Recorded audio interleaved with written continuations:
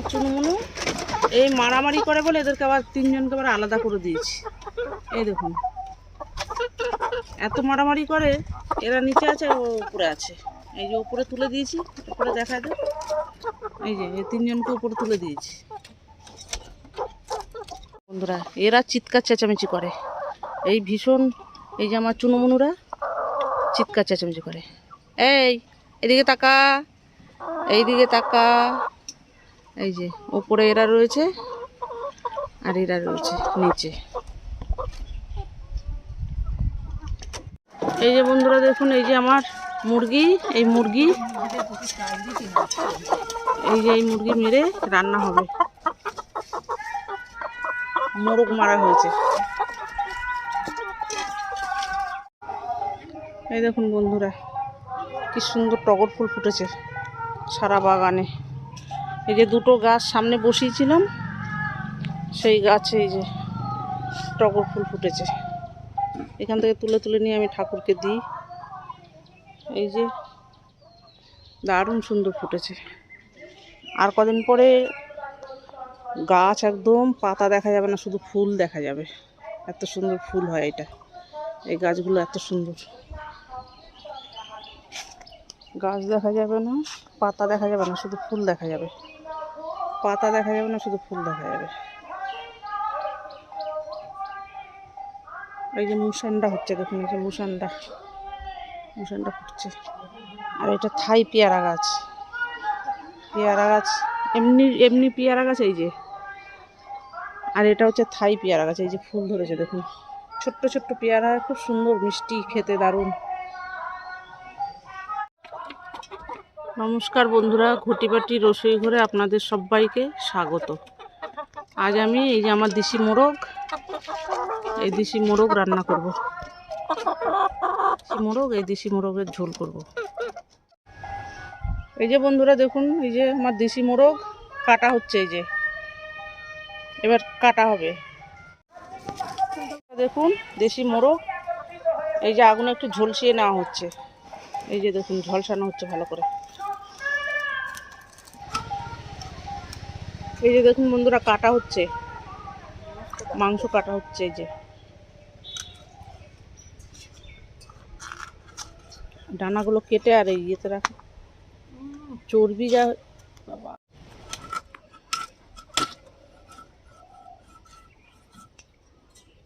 মুরগিগুলোর আরো চর্বি হয়ে গেছে বেশি।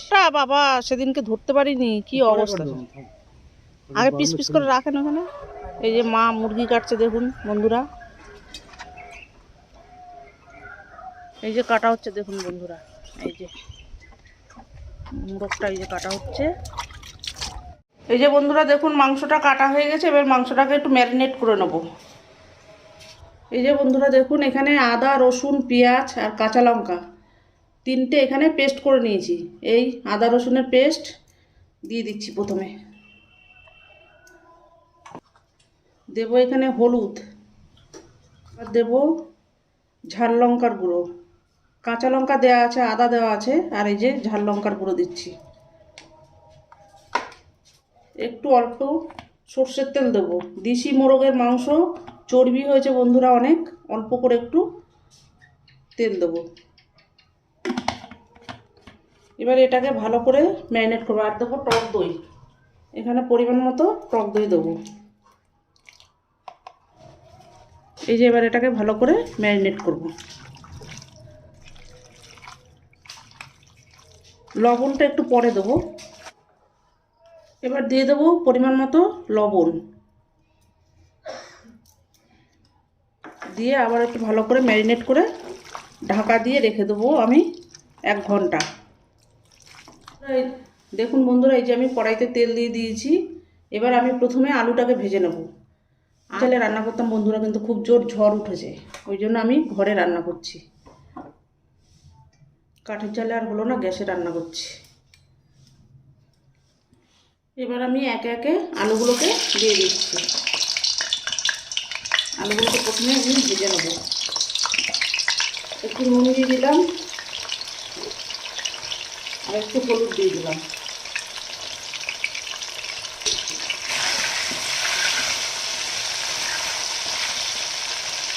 এই যে বন্ধুরা দেখুন আলুটা ভাজা হয়ে গেছে। এবার আমি আলুটাকে তুলে নেবো একে একে।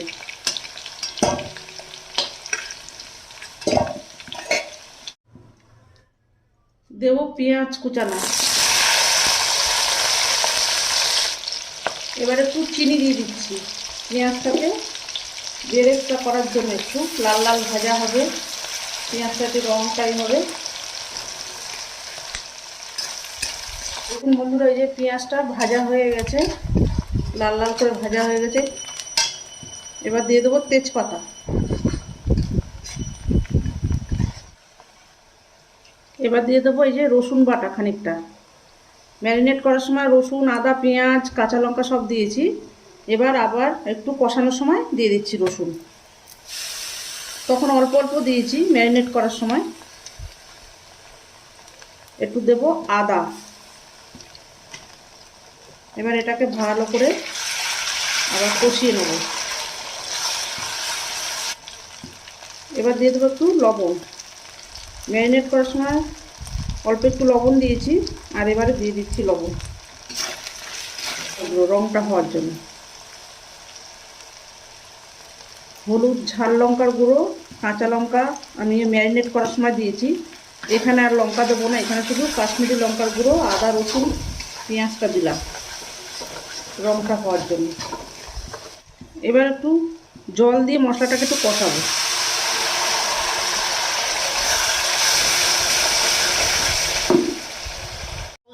দেখুন বন্ধুরা এই যে তেল ছেড়ে ছেড়ে এসছে। এবার আমি ম্যারিনেট করা মাংসটা দিয়ে দেবো।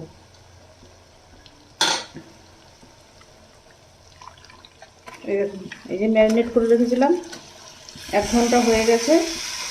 এবার এটাকে আমি দিয়ে দিচ্ছি, দিয়ে এবার ভালো করে কষাতে হবে।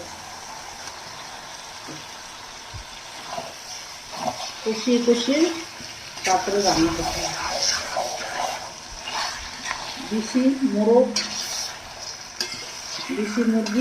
ভালো করে একটু কষাতে হবে তেল মশলা দিয়ে।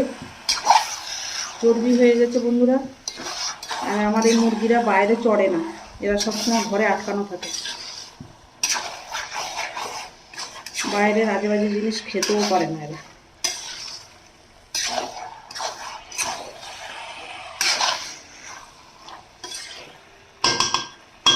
ঢাকনাটা খুলে যে বন্ধুরা নেড়ে দিচ্ছি একটু। এইভাবে ঢাকা দিয়ে দিয়ে রান্না করবো। কাঠের জালে হলে এটা আরও ভালো হতো।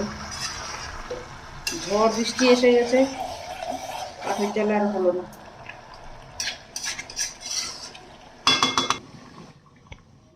এই দেখুন বন্ধুরা ঢাকনাটা খুলেছি, এই দেখুন কত জল বেরিয়েছে মাংস থেকে। মাংসের তেল আর জল বেরিয়েছে। এইভাবে ঢেকে ঢেকে রান্না করলে তারপরে ভালো হবে। দেশি মোরগ এর সিদ্ধ করতে একটু সময় লাগে। এই যে বন্ধুরা দেখুন এই যে ঢাকনাটা খুলেছি, দেখুন এই যে তেল ভেসে উঠেছে। মাংসের তেল চর্বি সব গলে গেছে, এই যে ভেসে উঠেছে সব।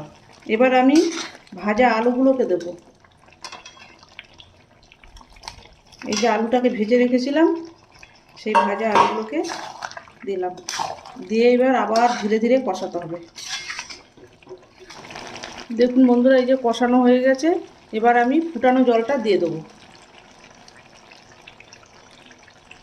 এই যে জলটাকে ফুটিয়ে রেখেছিলাম, এবার আমি এই মাংসের ভেতরে দিয়ে দিচ্ছি।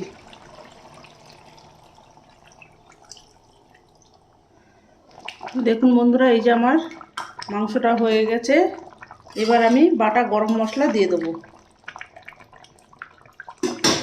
এই যে আমার বাটা গরম মশলা আছে, দিয়ে দেবো। বাটা গরম মশলাটা দিয়ে একটু নেড়ে দিয়ে একটু ঢেকে দেবো, দিয়ে তারপরে আমি সার্ভ করে দেবো। রেডি হয়ে গেছে আমার দেশি মোরগের গড়গড়া বা দেশি মোরগের ঝোল, যাই বলুন। এই যে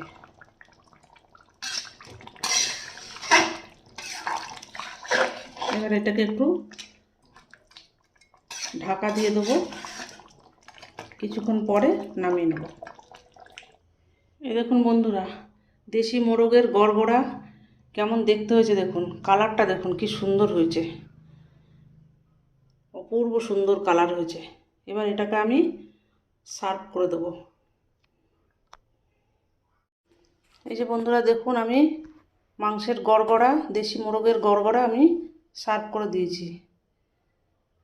তুলাই পাঞ্জি চালের ভাতের সাথে আমি এই যে সার্ভ করে দিয়েছি। দেখুন দেখতে অসাধারণ হচ্ছে, খেতেও এটা বন্ধুরা অসাধারণ হয়েছে।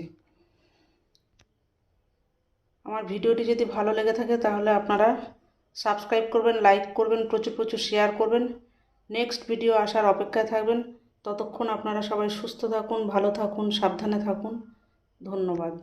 আর এইরকম মাংস রান্না করে লাল গড়গড়া, লাল মাংস এইভাবে করে আপনারা খেয়ে আমাকে কমেন্ট করে জানাবেন।